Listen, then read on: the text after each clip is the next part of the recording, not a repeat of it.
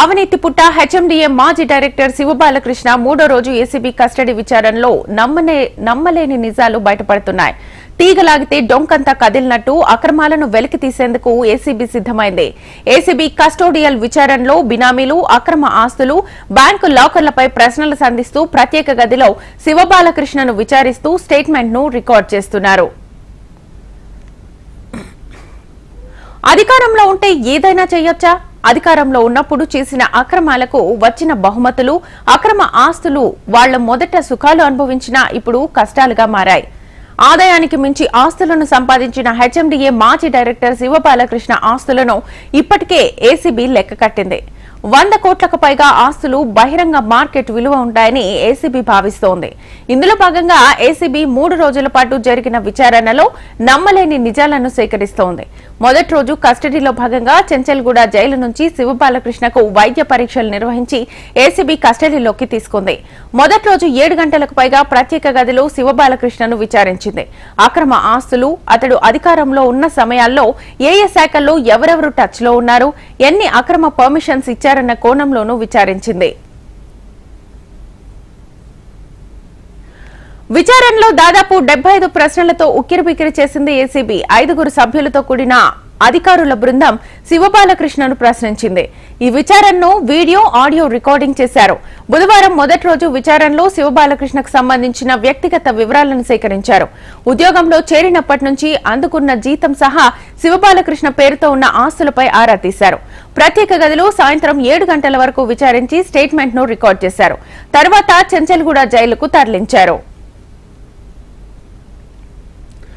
గురువారం 2వ రోజు మళ్లీ శివబాలకృష్ణను ఏసీబీ అధికారులు తమ కస్టడీలోకి తీసుకుని విచారించారు.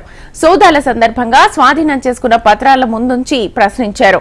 మేడ్చల్ జిల్లా ఫిర్దాజిగూడలో పెంట రమాదేవి, రాయదుర్గం మై హోం భుజాలో డింగరి కిరణ్ ఆచార్య, హన్మకొండ భవానీనగర్ లో సింగరాజు ప్రమోద్ కుమార్, మాదాపూర్ సాహితీ సుముఖి ఆర్బిట్ అపార్ట్మెంట్స్, హబ్సిగూడ వివి నగర్ లో కొమ్మిడి సందీప్ కుమార్ రెడ్డి పేరుతో ఉన్న ప్లాట్ల డాక్యుమెంట్ల గురించి ఏసీబీ విచారణలో ప్రశ్నించారు.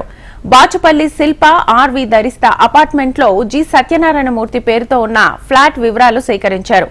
వీటితో పాటు బంజారాహిల్స్ రోడ్ నంబర్ 12 ఎమ్మెల్యే కాలనీలోని సాయి సందీప్ ఇన్ఫ్రా ప్రాజెక్ట్స్, కొత్తపేట ఆర్కేపురంలోని ఎస్ఎస్ కన్స్ట్రక్షన్స్ కు సంబంధించిన వివరాలను అడగ్గా వాటితో తనకెలాంటి సంబంధము లేదని చెప్పినట్లుగా సమాచారం.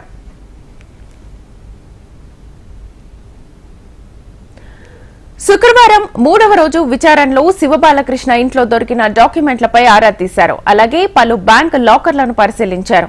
అయితే బ్యాంకు లాకర్ల వివరాలు గోప్యంగా ఉంచారు. 4 బ్యాంకు లాకర్లు, బినామీలు, పెట్టుబడులపై ఆరా తీసిన ఏసీబీ అధికారులు ఇల్లీగల్ లేఅవుట్ అనుమతులు, టెక్నికల్ అనుమతులు, రియల్ ఎస్టేట్ సంస్థలకు పర్మిషన్స్ తదితర వాటిపై ఆరా తీస్తున్నారు. శివబాలకృష్ణ పెట్టుబడులు పెట్టిన 2 ప్రముఖ ఎన్ఫా కంపెనీల సంబంధాలపై ఆరా తీశారు. ఆయన బినామీలు సత్య అండ్ మూర్తితో ఉన్న లింక్స్ పై విచారణ జరిపారు. 3 రోజుల నుంచి జరిపిన విచారణలో అక్రమ ఆస్తులు, బినామీలపై క్లారిటీ కోసం ప్రశ్నిస్తున్నారు.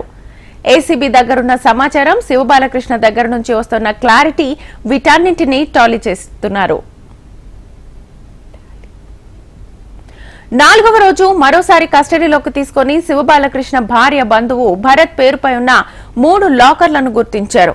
ఆ 3 లాకర్లను ఓపెన్ చేయనున్నారు.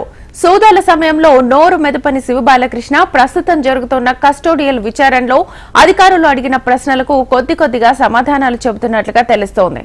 అయితే లాకర్లు, బినామీ ఆస్తులపై క్లారిటీ వస్తే వాటన్నింటినీ ఏసీబీ పక్కాగా గుర్తించనుంది. ఇప్పటికే శివబాలకృష్ణ పెట్టుబడులు పెట్టిన బినామీ కంపెనీలపై ఆరా తీస్తోంది. శివబాలకృష్ణ నోరు మెదిపితే మాత్రం అతని హయాంలో వెనకుండి నడిపించిన రాజకీయ పెద్దలు, ఉన్నతాధికారులు చిట్టా బయటపడనుంది.